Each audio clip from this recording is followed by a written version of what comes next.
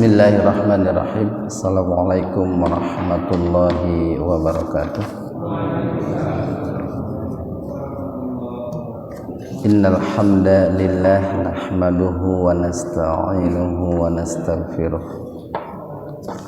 Wa na'udzu billahi min syururi anfusina wa sayyiati a'malina. May yahdihillahu fahuwal muhtadi.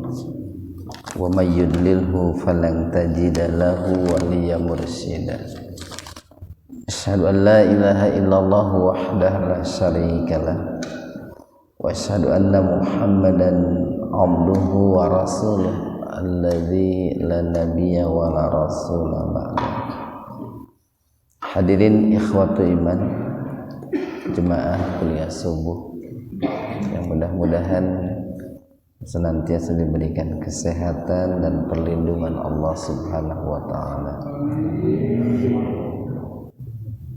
Kajian tafsir kita pada kesempatan subuh kali ini kita masih mengkaji surat Al-Fatihah ayat yang kelima, yaitu iyyaka na'budu wa iyyaka nasta'in.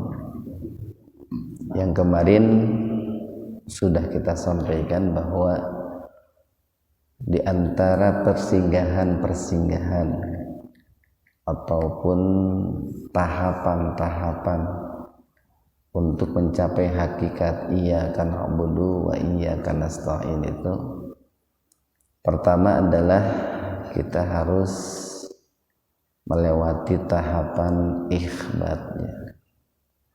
Tahapan ikhbat ini kita sambil mereview, Pak. Kemudian yang kedua adalah kita harus memiliki sifat warok. Yang ketiga adalah zuhud, ya.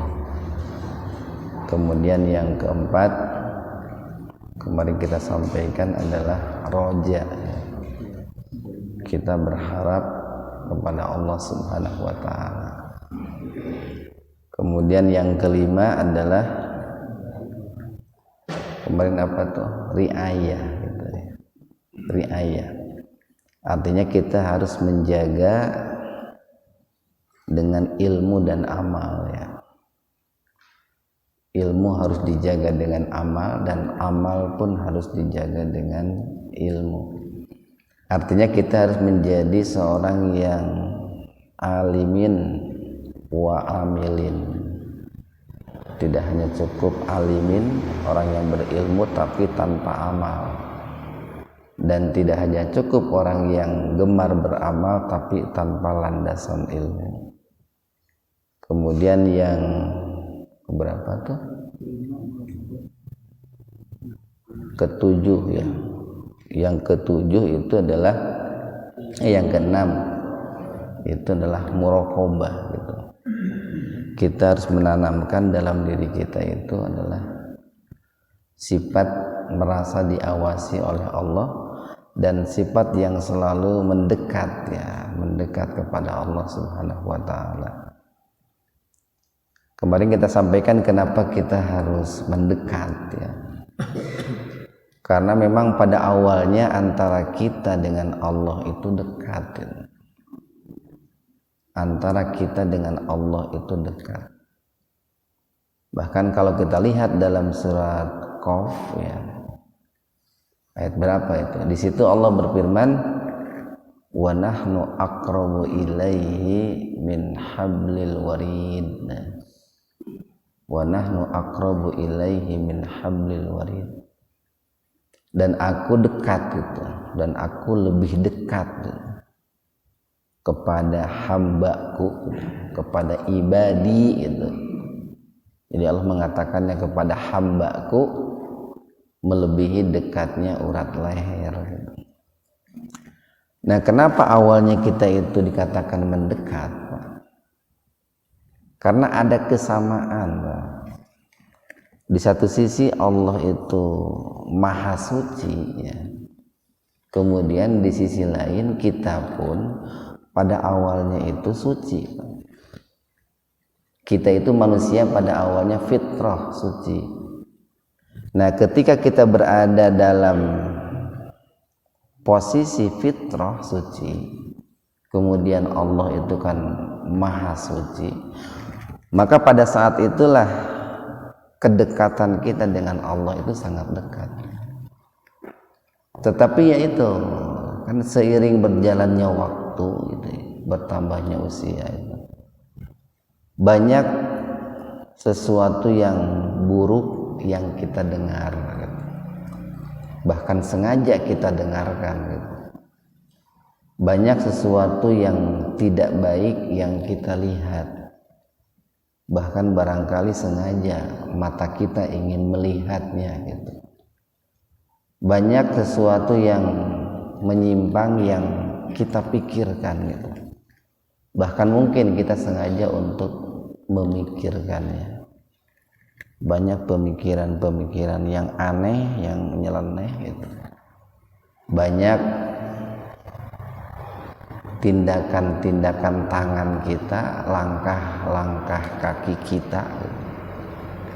Kemudian kinerja hati kita itu yang menyimpang, yang menjadikan diri kita itu yang awalnya fitrah itu keluar Pak dari fitrahnya itu, menyimpang dari fitrahnya itu, menyimpang dari kesuciannya itu.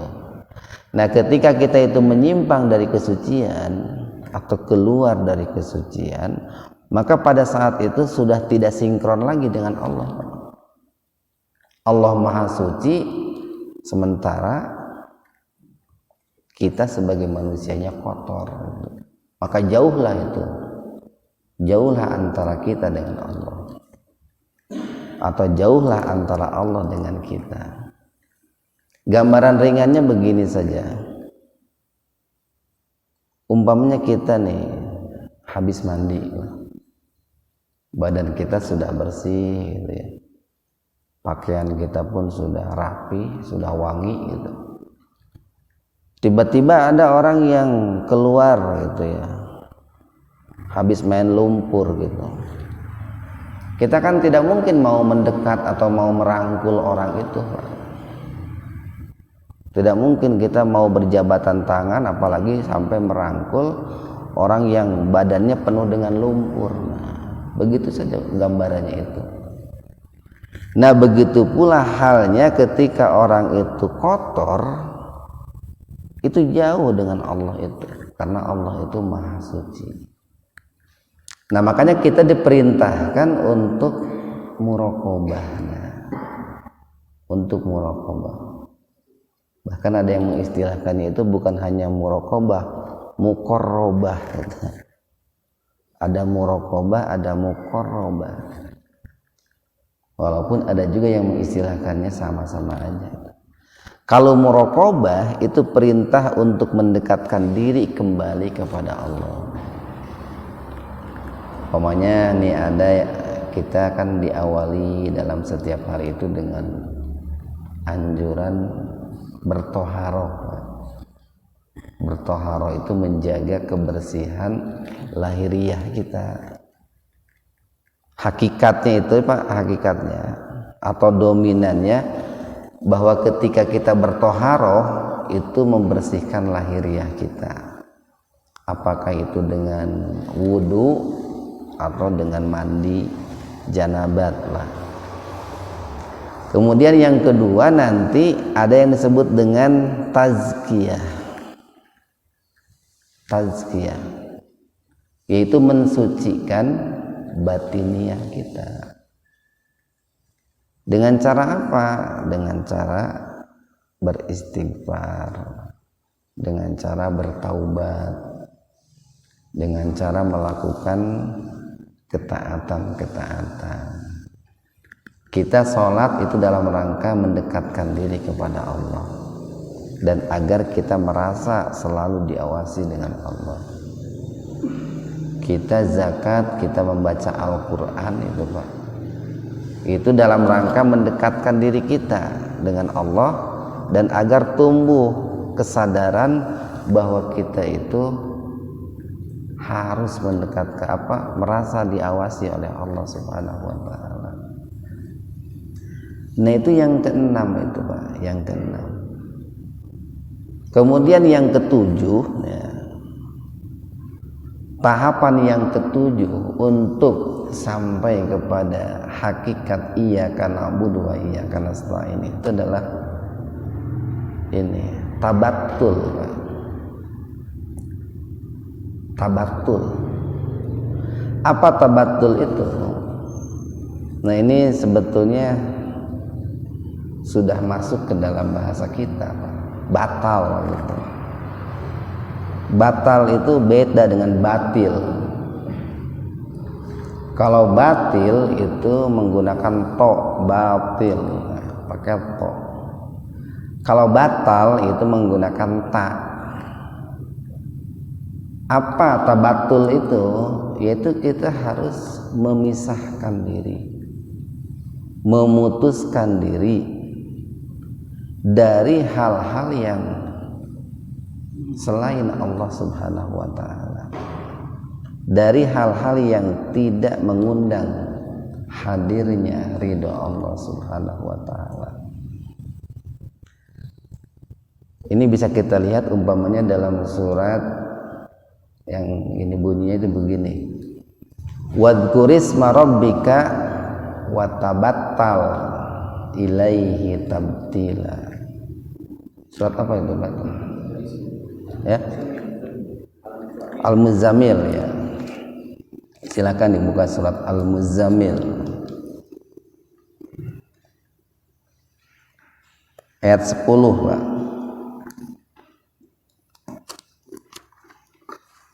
Halaman 574.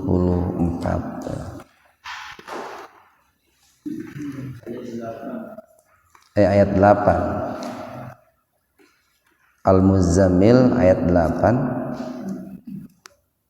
halaman 574. Wadkur, dan ingatlah, wadkur, dan sebutlah, isma rabbika, nama Rabbu,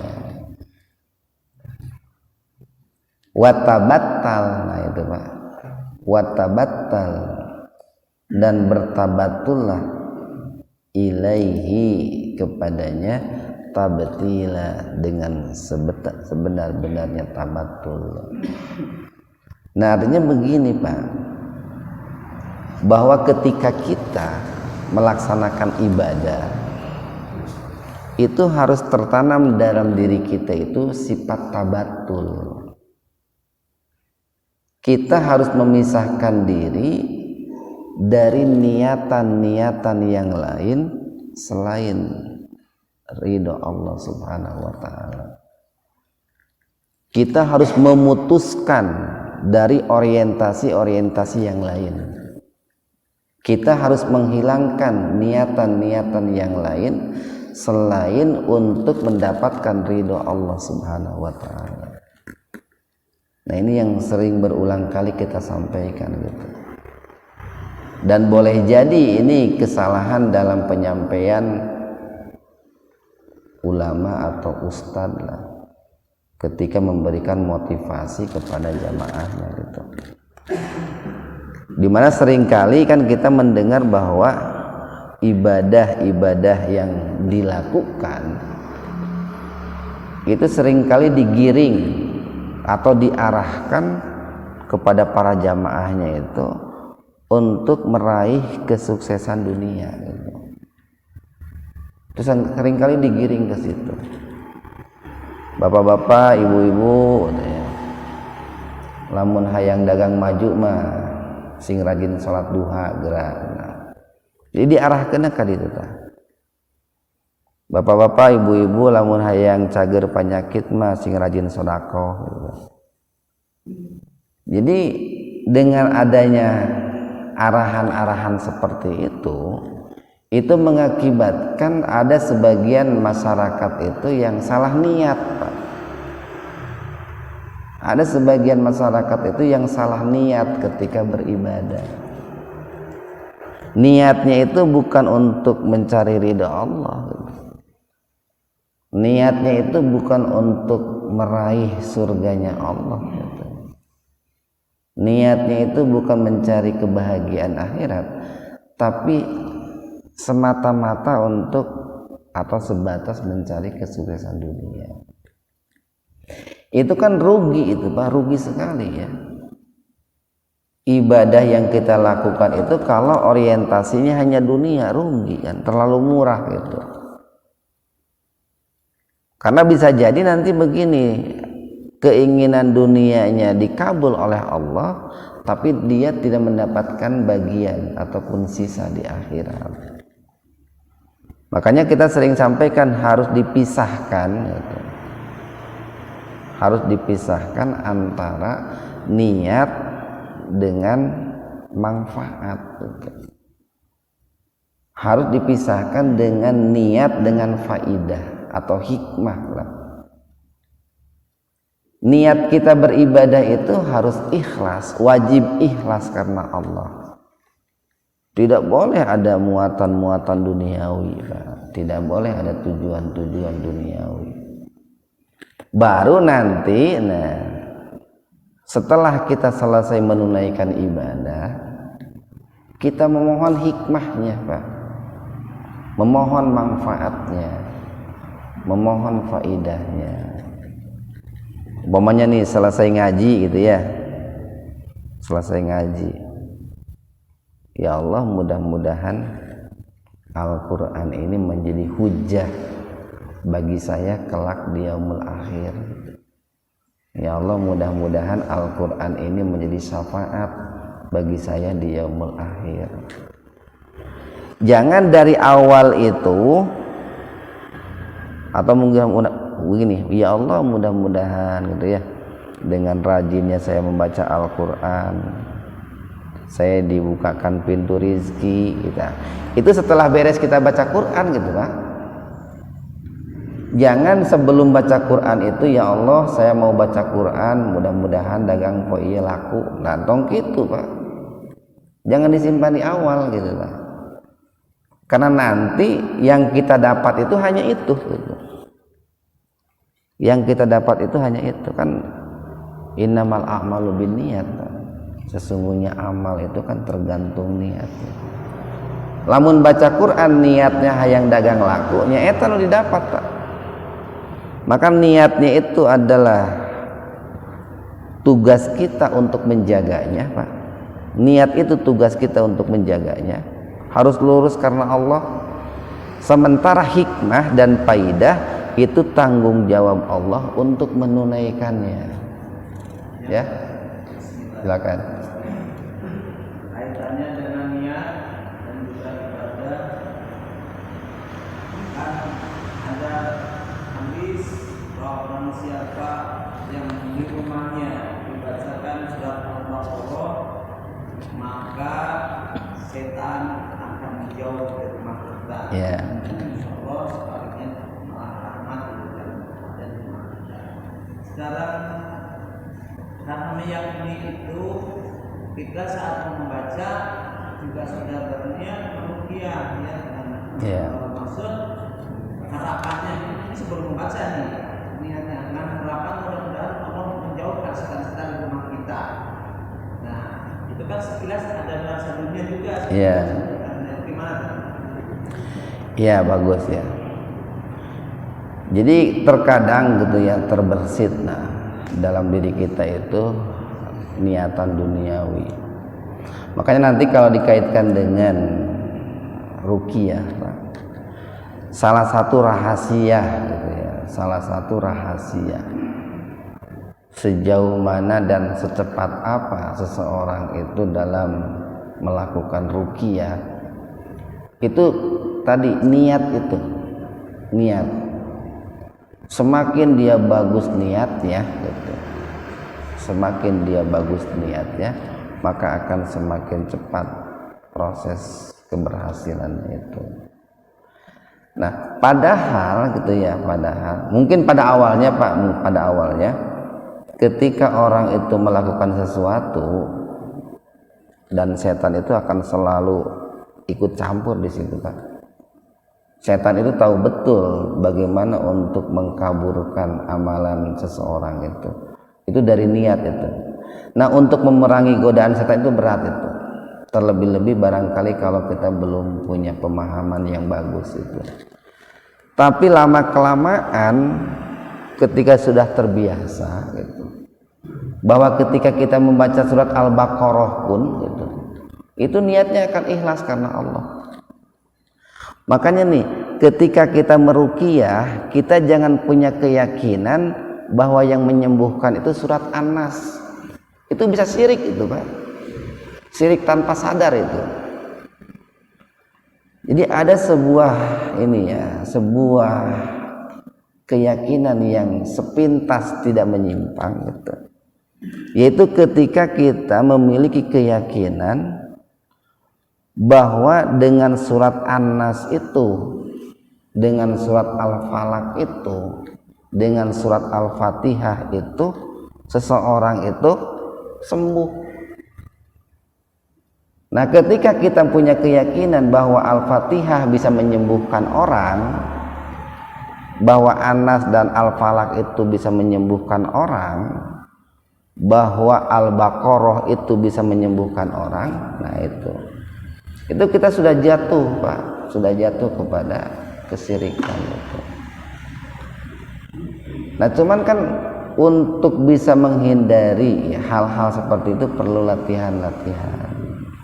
Perlu latihan-latihan. Sehingga ada perkataan begini, kita jangan sekali-kali mengatakan bahwa seseorang itu sembuh karena dibacakan surat Al-Fatihah. Tapi kita harus mengatakan seseorang itu sembuh karena Allah melalui wasilah pengobatan dibacakannya surat Al-Fatihah, gitu, Pak. Seseorang itu sembuh karena izin Allah melalui ruqyah dibacakannya atau melalui pengobatan dibacakannya Al-Fatihah. Kita sering sampaikan beda antara penyembuhan dengan pengobatan. Yang bisa mengobati itu, kita mengobati bisa manusia, Pak. Kita manusia bisa mengobati, tapi tidak bisa menyembuhkan. Yang bisa menyembuhkan itu hanyalah Allah. Termasuk ayat Al-Quran pun tidak bisa menyembuhkan, Pak. Ayat Al-Quran itu hanya bisa dijadikan sebagai sebuah wasilah untuk mengobati, atau dijadikan alat untuk mengobati. Nanti yang menyembuhkannya Allah. Makanya ketika kita datang ke dokter nih pas sakit umpamanya, yang bagus itu perkataannya begini, Pak dokter tolong obati saya semaksimal mungkin, bagaimana pun caranya gitu. Jangan mengatakan Pak dokter tolong sembuhkan saya. Nah itu, karena kekuasaan untuk menyembuhkan itu hanya di tangan Allah. Sementara untuk pengobatan kita pun punya kewenangan. Nah itu, Pak. Ini dulu seperti sering kita sampaikan bahwa ketika tuh Nabi Musa itu pernah sakit, Pak. Nabi Musa itu kan pernah sakit gigi. Kemudian pada saat itu Nabi Musa berdoa kepada Allah, ya Allah, gigiku sakit, tolong sembuhkan gigi saya. Kemudian Allah menjawab, wahai Musa, ambillah rumput, lalu kunyahlah rumput itu. Saya lupa lagi nama rumputnya itu apa, lalu kunyahlah rumput itu. Nah, pada saat Nabi Musa itu mengunyah rumput itu, dia punya keyakinan bahwa yang menyembuhkannya itu adalah Allah. Hikmahnya apa? Sembuh dia, Pak. Beres makan rumput itu sembuh sakit giginya. Nah, sekian tahun kemudian Nabi Musa itu giginya sakit lagi. Dikarenakan Nabi Musa itu sudah tahu bahwa dulu waktu sakit gigi itu sembuh setelah makan rumput, beliau lupa, Pak. Beliau lupa memohon kepada Allah. Yang terbersit dalam benaknya itu dengan makan rumput pasti sembuh sakit giginya. Dimakanlah rumput itu tanpa berdoa dan bertawakal kepada Allah. Yang terjadi apa? Giginya malah bengkak itu, mulutnya itu. Lalu Nabi Musa protes sama Allah, ya Allah, kenapa gigi saya setelah makan rumput kok nggak sembuh? Kata Allah, waktu sakit gigi yang pertama kamu berdoa, memohon dan bertawakal kepada saya. Tapi ketika sakit gigi yang kedua, kamu bertawakalnya kepada rumput, bukan kepada saya. Nah, makanya kita harus hati-hati nih, Pak. Ketika kita meruqyah orang, kita jangan bertawakal kepada surat An-Nas itu. Kita jangan menganggap bahwa surat An-Nas dan Al-Falaq yang bisa menyembuhkan orang itu. Tapi tetap kita harus punya keyakinan bahwa Allah lah yang menyembuhkan itu. Nah, cuman tadi karena liciknya setan tuh seringkali tanpa sadar niat itu dipalingkan oleh setan itu. Nah, makanya begini, ini kan sering kita sampaikan itu, Pak ya. Ada tahapan-tahapan itu, Pak ya.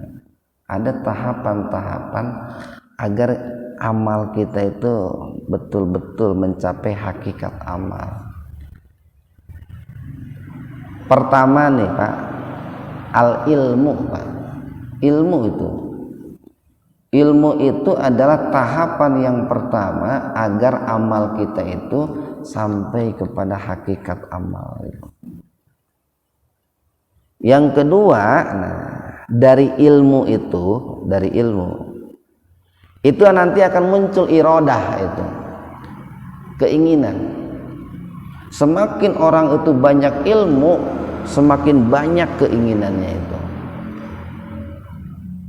Apalagi semakin orang itu banyak ilmu, semakin banyak keinginannya. Sebab banyak yang dia ketahui, Pak. Banyak yang dia ketahui, maka banyak keinginannya itu.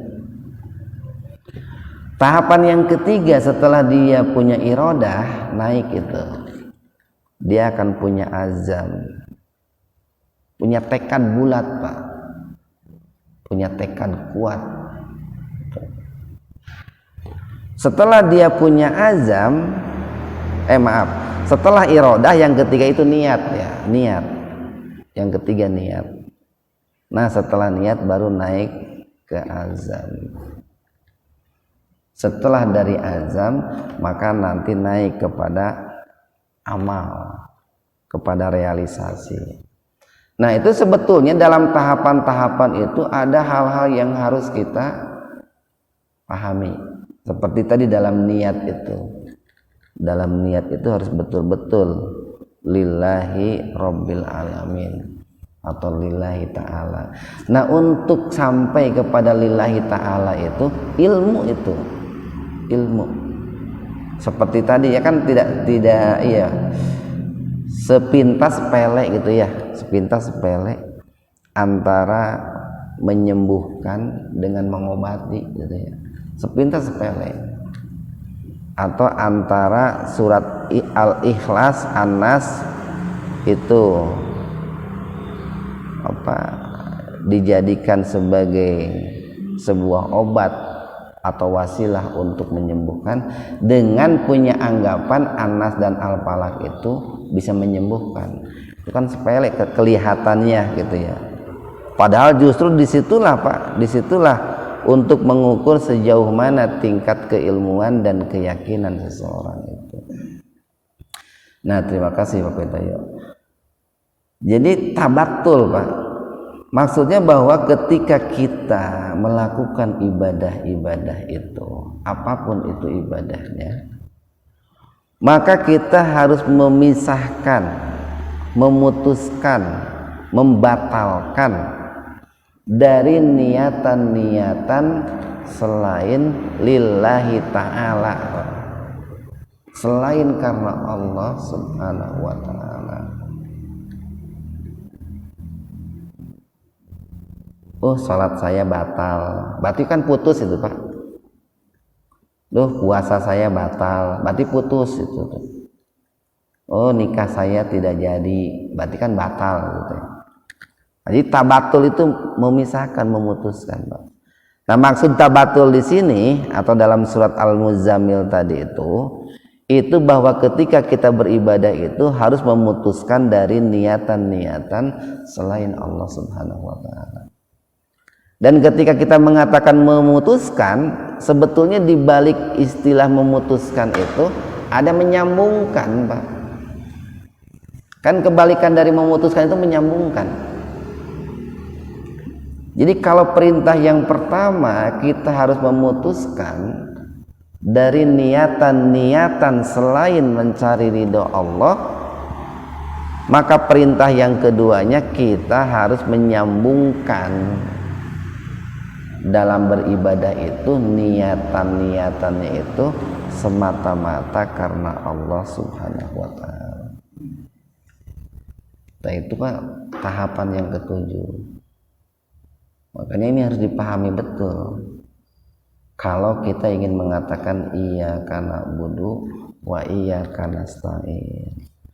Makanya ketika Bapak sholat duha, sholat malam gitu ya, ada yang niatnya gitu ingin naik jabatan, ketika membaca iyyaka na'budu wa iyyaka nasta'in, cek Allah teh bohong lah gitu.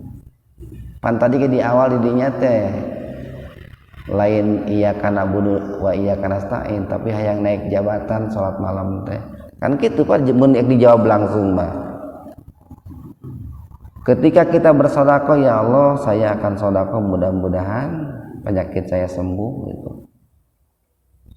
Lalu baca Al-Fatihah iyyaka na'budu wa iyyaka nasta'in, bohong lah. Didinya mah sedekah teh lain karena saya, karena hayang cager penyakit kan gitu Pak. Makanya sekali lagi bedakan antara niat dengan hikmah itu. Bedakan. Nah, disinilah Pak pentingnya mencari ilmu itu. Disinilah kita pentingnya mencari ilmu itu, karena ada hal-hal yang barangkali dianggap benar, tapi sebetulnya keliru. Atau ada hal-hal yang selama ini kurang kita sadari bahwa itu salah, tapi kita merasa bahwa itu benar gitu. Makanya saya suka kalau mendengar ceramah-ceramah gitu ya, ada ustadz itu yang menggiring masyarakat itu.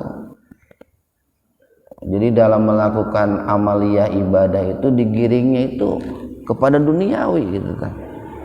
Pada duniawi. Sehingga banyak orang yang berakhir kecewa. Banyak orang yang berakhir kecewa. Makanya kan para ulama dulu itu sering berwasiat begini. Ketika kita beribadah kepada Allah, itu jangan seperti seorang tukang katanya. Jangan seperti seorang tukang. Saya berikan contoh nih Pak. Masjid kita kan lagi dicat sekarang nih.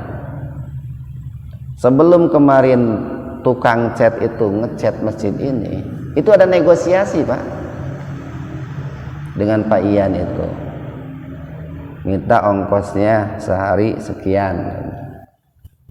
Lalu Pak Ian, saya bilang ke Pak Ian, itu kemahalan Pak Ian, itu kan bukan tukang dalam arti tukang bangunan, tukang cat lah itu maksudnya. Tukang cat itu posisinya sebagai laden aja itu kalau di bangunan itu. Saya bilang kalau berani sekian silahkan kerjakan, kalau enggak cari yang lain gitu. Nah, dalam hal ibadah jangan seperti itu, Pak. Jangan ada begini, ya Allah gitu. Kan kalau begini, Pak, kalau kita niatnya ya Allah saya akan sholat duha gitu. Mudah-mudahan saya beunghar. Itu kan semacam negosiasi, Pak. Saya mau sholat duha lamun beunghar gitu, Pak. Tapi lamun teu beunghar mah mau sholat duha deui gitu. Saya mau sholat tahajud kalau saya itu sukses gitu. Tapi kalau saya tidak disukseskan olehmu ya Allah, saya mau tahajud deh. Itu harus dipisahkan. Jangan sampai jatuh kepada niatan-niatan seperti itu dalam ibadah itu. Nah, itulah yang disebut dengan persinggahan tabatul itu, Pak.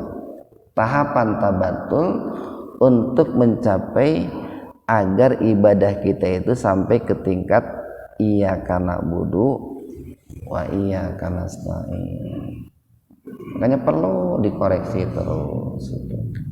Ibadah kita itu perlu dievaluasi terus. Kemudian yang sabaraha 8 ya. Untuk mencapai hakikat iyyaka na'budu wa iyyaka nasta'in itu adalah ikhlas. Ikhlas. Ini sebetulnya sama dengan yang tadi ya. Ada kaitannya dengan yang tadi. Apa itu ikhlas? Ikhlas itu diambil dari kata khalasa. Khalasa itu artinya murni. Murni. Murni itu tanpa campuran. Kalau istilah murni atau ikhlas dikaitkan dengan niat, maka dalam niat itu tanpa ada campuran yang lain, tanpa ada niatan yang lain kecuali lillahi ta'ala. Makanya kan dalam Al-Quran itu sering ada dikatakan begini, labanun mukhallasun, itu Pak, surat naon ta? Labanun mukhallasun, susu yang keluar dari itu, dari perut, dari tete seekor domba itu Pak, binatang, itu disebut susu ikhlas, labanun mukhallasun. Kenapa disebut susu ikhlas? Kan kalau dipelajari itu Pak, di dalam perutnya itu yang namanya susu itu kan terletak antara kotoran dan darah. Antara kotoran dan darah itu ada yang namanya laban, susu. Tapi ketika susu itu diperas kemudian keluar, darahnya kan tidak ikut keluar, Pak. Kotorannya pun tidak ikut keluar. Yang keluar itu adalah laban. Labanun mukhallasun. Itulah disebut dengan ikhlas. Jadi walaupun di dalamnya tadi ada kotoran, ada darah, ada susu, yang keluarnya hanya susu. Walaupun sebetulnya dalam diri kita itu banyak keinginan, Pak, hayang mobil, hayang imah, hayang boga pamajikan tilu gitu. Tapi dalam ibadah itu harus ikhlas. Tong aya niatan lain gitu Pak, ikhlas saja gitu. Ikhlas lillahi ta'ala, lillahi rabbil alamin. Inna sholati wa nusuki wa mahyaya wa mamati lillahi rabbil alamin gitu. Makanya dulu pernah kita sampaikan, sebenarnya kita itu sering membohongi Allah, Pak. Kita itu sering membohongi Allah, dimana kita sering mengatakan inna sholati wa nusuki wa mahyaya wa mamati lillahi rabbil alamin, tapi dina prakna lain. Karena seringkali sholat kita, ibadah kita, hidup dan mati kita bukan karena Allah, tapi karena diri kita sendiri. Nah itu, karena diri kita sendiri loh nama gitu ta. Makanya perlu dievaluasi, sabaraha hiji anu karena Allah gitu, sabaraha hiji anu karena diri kita gitu. Sabaraha hiji demi kepentingan Allah, sabaraha hiji demi kepentingan diri kita. Itu perlu diadakan evaluasi itu. Nah, dalam beribadah itu, Pak, entah itu ibadah hati, entah itu ibadah lisan, entah itu ibadah anggota badan, kita itu diperintahkan untuk mukhlisin. Wa ma umiru illa liya'budullaha mukhlishina lahuddin. Itu Al-Bayyinah itu, Pak, ayat 5 kalau nggak salah. Dan tidaklah mereka itu diperintahkan kecuali untuk beribadah kepada Allah plus ikhlas. Jadi bukan hanya ibadah, Pak. Kalau hanya ibadah, orang lain selain Islam pun ada ibadah. Coba tanya agama-agama yang lain, ayat ibadah, ayat. Tetapi pertanyaan berikutnya, apakah mereka itu betul-betul hanya karena Allah? Nah, itu. Jadi yang membedakan kita dengan mereka itu keikhlasannya itu, Pak. Kita ibadah hanya mengharap ridho Allah Subhanahu wa taala. Tidak ada niatan yang lain. Karena Tuhan kita esa gitu, Pak. Sementara barangkali di luar kita banyak yang tidak esa. Makanya ibadahnya pun otomatis tidak mukhlishina lahuddin. Ada lagi kan ayat begini, innama nut'imukum liwajhillah la nuridu minkum jazaa'an wala syukura. Surat naon eta Pak Pitaya? Innama nut'imukum liwajhillah, sesungguhnya kami memberikan makan kepada kalian itu dalam rangka mencari ridho Allah. Maka karena kita mencari ridho Allah, niatnya harus ikhlas karena Allah. La nuridu minkum jazaa'an wala syukura. Kami tidak mengharapkan dari kalian itu balasan ataupun ucapan terima kasih. Nah, itu, Pak. Makanya ketika kita itu memberi, Pak, untuk menguji sejauh mana keikhlasan kita, lamun orang yang diberi tidak mengucapkan terima kasih, tekudu nyeri hati gitu. Nah, itu, Pak. Tekudu sedih, tekudu nyeri hati. Tapi berusahalah yang diberi pun tahu diri itu. Ucapkan terima kasih, jazakumullah gitu. Tapi lamun seandainya yang diberi itu tidak mengucapkan jazakumullah atau terima kasih, tekudu nyeri hati, Pak.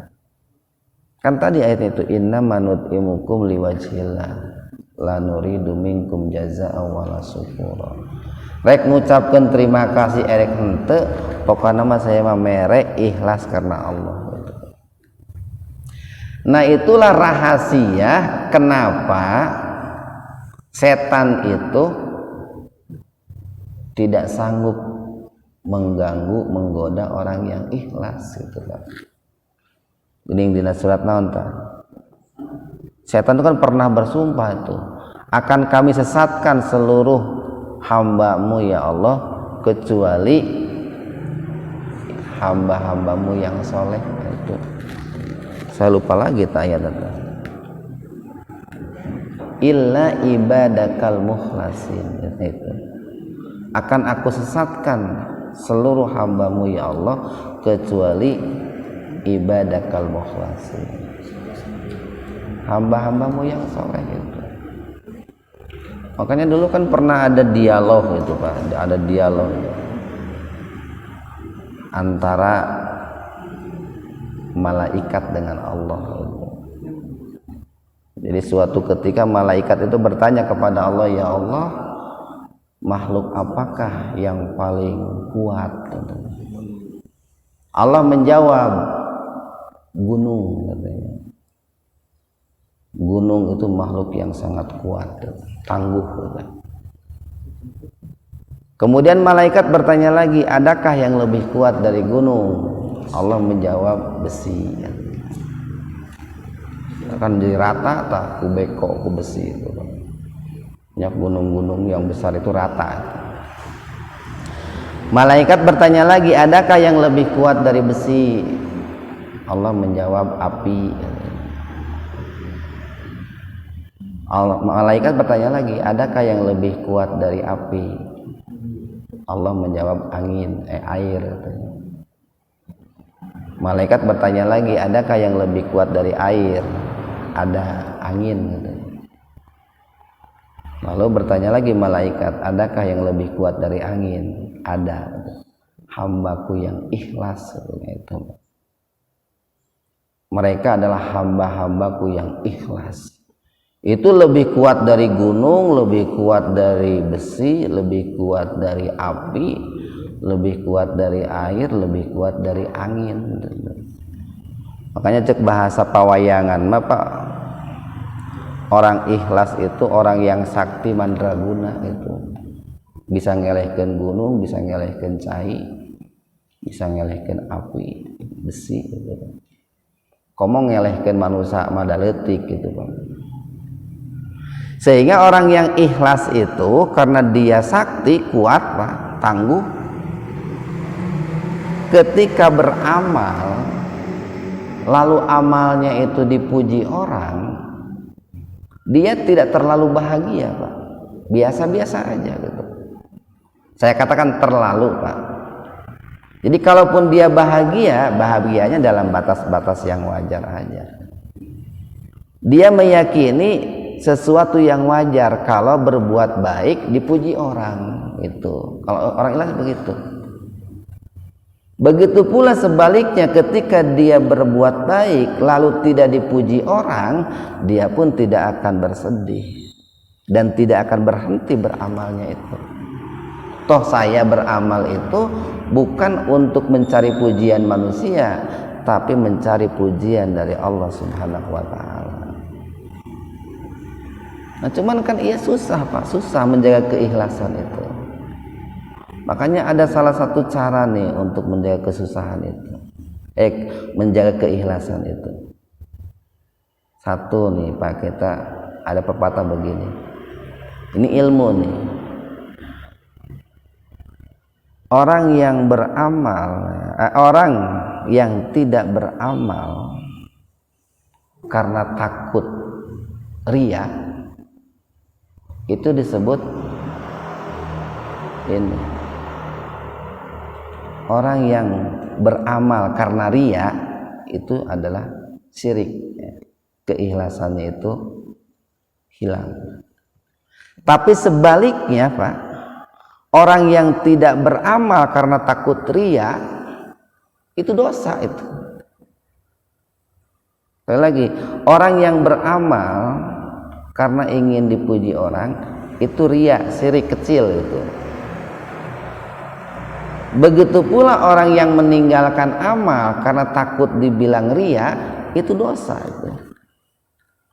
Momennya begini, nah gening Pak Ian tara salat ke masjid, nah sieun disebut riya, dosa itu tah. Nah gening tara sodako, sieun dipuji batur, eta riya, eta dosa itu Pak. Nah disitulah pentingnya ilmu itu Pak. Bagaimana supaya tidak jatuh kepada dosa dan tidak jatuh kepada syirik. Yang kedua Pak, untuk menjaga keikhlasan itu, kita jangan ini, harus belajar lah, belajar dalam banyak hal namanya. Belajar bagaimana ikhlasnya matahari itu Pak. Jadi Allah mendidik keikhlasan melalui matahari kan gitu. Matahari itu enggak pernah berhenti menyinari bumi, rek dipuji ku manusia pek, rek dicaci maki ku manusia pek gitu. Kan sok aya geuning jalma teu nu ngambek, duh itu panas teh kepemimpinan teuing tarikna. Tete kan sebenarnya mah mencela matahari itu kan. Tapi matahari mah nyantai wae gitu Pak. Dipuji wae tetap mengeluarkan sinar, dicaci wae tetap mengeluarkan sinar. Kemudian yang ketiga, kita jangan terlalu banyak menengok, Pak, amalan yang sudah kita lakukan, tapi perbanyaklah menengok atau melihat amalan yang belum dilakukan. Jadi kebaikan yang sudah kita lakukan tong terlalu sering dilihat itu, tong terlalu sering disebut-sebut. Sekali-kali boleh, Pak, untuk sebagai sebuah motivasi, tapi yang harus sering banyak dilihat itu yang belum dilakukan. Kemudian yang keempat, ikutilah kebaikan itu dengan kebaikan yang lain. Ikutilah kebaikan itu dengan kebaikan yang lain, agar kita tidak hanya terfokus mengingat-ingat kebaikan yang sudah kita lakukan. Jadi harus ada banyak di kepala itu kebaikan-kebaikan yang akan kita kerjakan itu. Tas ieu rek ngerjakeun ieu, tas ieu rek kerjakeun ieu, tas ieu rek kerjakeun ieu gitu, Pak. Terus banyak di catatan teh dina kepala teh. Sehingga begitu kita nih mengerjakan satu kebaikan nih, ya sudah dipenuhi lagi di otak kita itu ingin mengerjakan kebaikan yang lain, sehingga nggak ada waktu untuk mencari pujian, Pak. Tapi lamun kita fokus hanya hiji kebaikan, pasti nggak ada dago. Nah, can aya nu muji-muji katanya. Padahal saya tadi tegas berbuat baik, tapi can aya nu muji-muji gitu. Tapi coba sibukkan dengan kebaikan yang lain. Patah karena harapan untuk dipuji oleh manusia itu. Nah, itu salah satu langkah bagaimana untuk meraih keikhlasan, yang mana tadi keikhlasan itu salah satu tahapan atau persinggahan untuk mewujudkan iyyaka na'budu wa iyyaka nasta'in. Nah, itu saja yang bisa kita sampaikan. Mudah-mudahan ada manfaat untuk kita semua. Wabillahi taufiq wal hidayah. Assalamualaikum warahmatullahi wabarakatuh.